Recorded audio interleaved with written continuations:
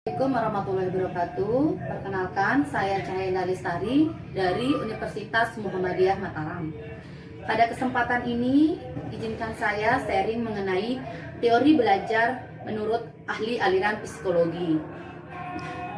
Di mana teori belajar menurut aliran psikologi ini dibagi menjadi 5. Ada teori tingkah laku, ada teori kognitif, ada humanistik, sibernetik, dan konstruktivistik.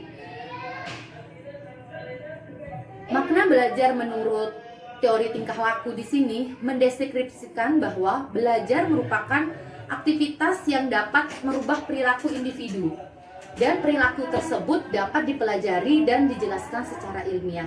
Sedangkan makna belajar menurut kognitif di sini merupakan salah satu aliran yang mendeskripsikan bahwa belajar merupakan suatu proses berpikir di balik tingkah laku yang terjadi atau perubahan persepsi dan pengalaman. Sedangkan makna belajar menurut humanistik di sini merupakan aliran belajar yang mendeskripsikan bahwa belajar merupakan usaha untuk memanusiakan manusia. Proses belajar berhasil jika pelajar memahami lingkungannya dan dirinya sendiri. Sedangkan makna belajar menurut sibernetik di sini, belajar adalah pengolahan informasi. Sistem informasi menentukan terjadinya proses belajar. Sedangkan makna belajar menurut konstruktivistik di sini, aliran belajar yang mendeskripsikan bahwa belajar merupakan proses di mana pembelajaran secara aktif mengkonstruksi atau membangun pengetahuan, gagasan, atau konsep-konsep baru didasarkan atas pengetahuan awal yang telah dimiliki. Oke, selanjutnya yang akan saya bahas di sini proses belajar menurut aliran-aliran tersebut. Di mana yang pertama, proses belajar menurut aliran tingkah laku. Di sini belajar merupakan adanya interaksi antara stimulus dan respon. Kemudian proses yang kedua, proses belajar menurut aliran kognitif, di mana pembelajaran aktif dalam upaya untuk memahami pembelajaran. Pelajar mengembangkan tergantung apa yang telah mereka ketahui.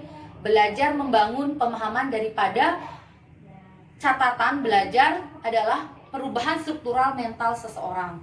Kemudian yang ketiga, proses belajar menurut aliran humanistik, di mana belajar memanusiakan manusia.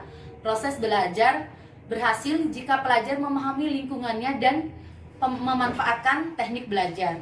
Kemudian yang keempat, proses belajar menurut aliran sibernetik di sini menuntut mahasiswa berpikir sistematis, menuntut mahasiswa berpikir divergen, menyebar ke beberapa target sekaligus cenderung mempelajari sesuatu dari tahap yang paling umum ke tahap yang paling khusus. Kemudian yang kelima, yang terakhir di sini proses belajar menurut aliran konstruktivistik, di mana membandingkan informasi baru dengan pemahamannya. Ketidakseimbangan merupakan faktor motivasi pembelajaran yang utama. Bahan pengajaran yang disediakan perlu mempunyai kaitan pengalaman pelajar untuk menarik minat pelajar. Selanjutnya, kita akan membahas kekuatan dan kelemahan masing-masing aliran tersebut. Di mana yang pertama ini saya akan membahas kekuatan dari aliran tingkah laku. Kekuatannya menekankan pada hasil dari proses belajar. Sedangkan menurut aliran kognitif di sini menekankan pada proses belajarnya.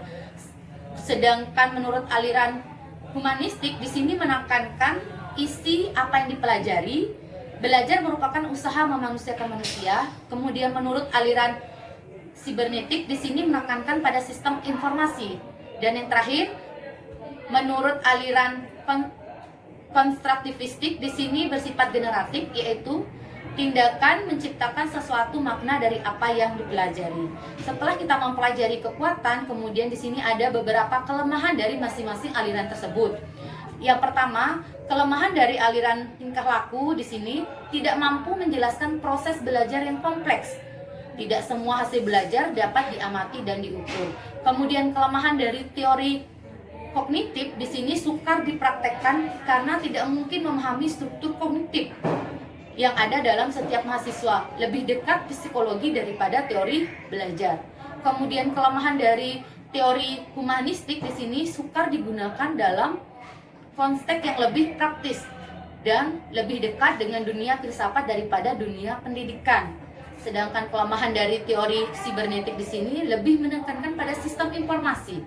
kurang memperhatikan bagaimana proses belajar berdasarkan yang berlangsung, sulit untuk dipraktekkan. Sedangkan yang terakhir, kelemahan dari teori konstruktivistik ini, peran guru kurang mendukung keberhasilan belajar peserta didik, karakteristik setiap peserta didik berbeda-beda, penekanan terhadap relativisme. Demikian untuk sharing teori belajar menurut ahli aliran psikologi, baik itu dari teori tingkah laku, kognitif, humanistik, sibernetik, karakteristik. Sekian untuk materi hari ini. Kurang lebihnya saya mohon maaf. Wabillahi taufiq wal hidayah. Wassalamualaikum warahmatullahi wabarakatuh.